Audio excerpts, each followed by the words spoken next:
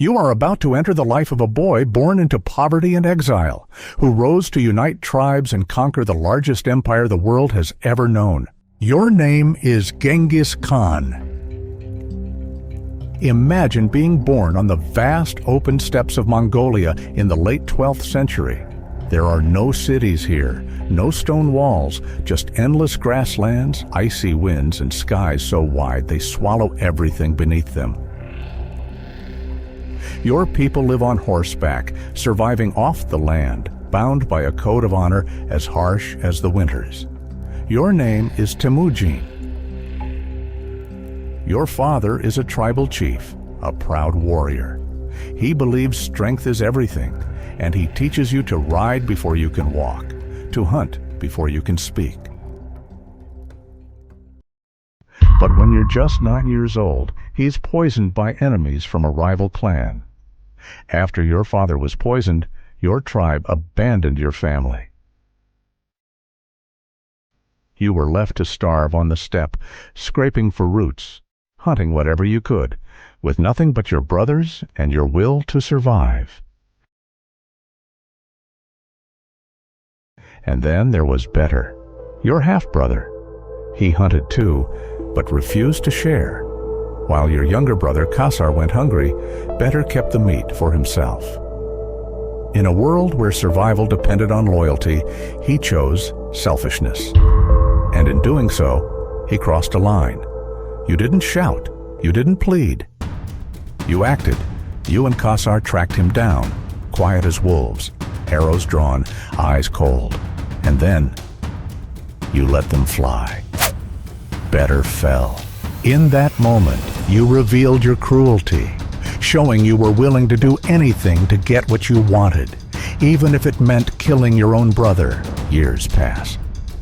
You grow lean, tough, and sharp, not just in body, but in mind. You see the world clearly now. You know that loyalty can be bought or broken, that fear often speaks louder than reason. It started by the river. You found Jelma lying on the ground, half dead. He was a fierce warrior who had been left behind by his own people, betrayed and bleeding. There was a spear in his shoulder, and wolves were watching him from the trees. Most would have ridden past, but you stopped. You pulled out the spear yourself, gave him water, looked him in the eye and said, "Get up. I don't need a servant. I need a brother." Yelme wasn't just any man.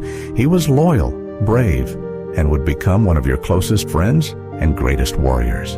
From that day on, Yelme followed you everywhere, through hunger, through war.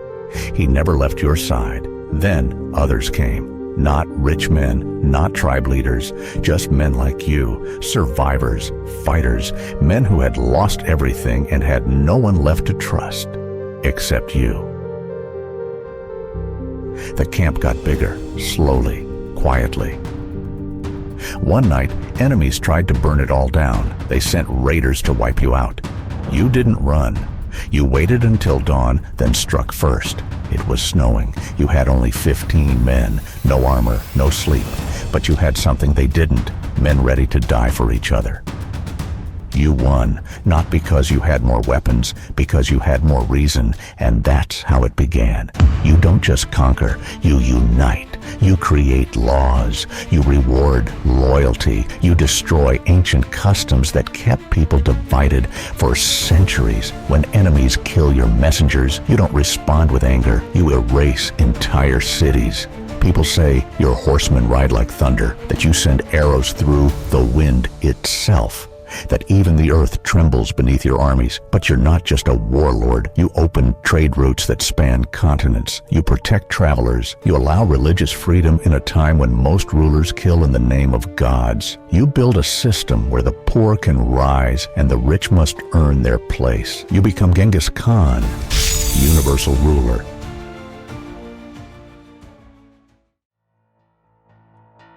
But behind the glory, there is silence. You killed your own brother, not out of need, but for power. You burned cities to the ground. You crushed entire nations. 40 million lives lost in your pursuit. You showed the world how ruthless a man can become when ambition knows no limits. You conquered everything except peace. Your tomb was buried in secret, hidden forever. But your legacy, that could never be buried. Because you weren't born a legend. You were born a boy, cold, hungry, abandoned. And yet you rose, not just to lead a nation, but to shake the world. You were Temujin. You became Genghis Khan,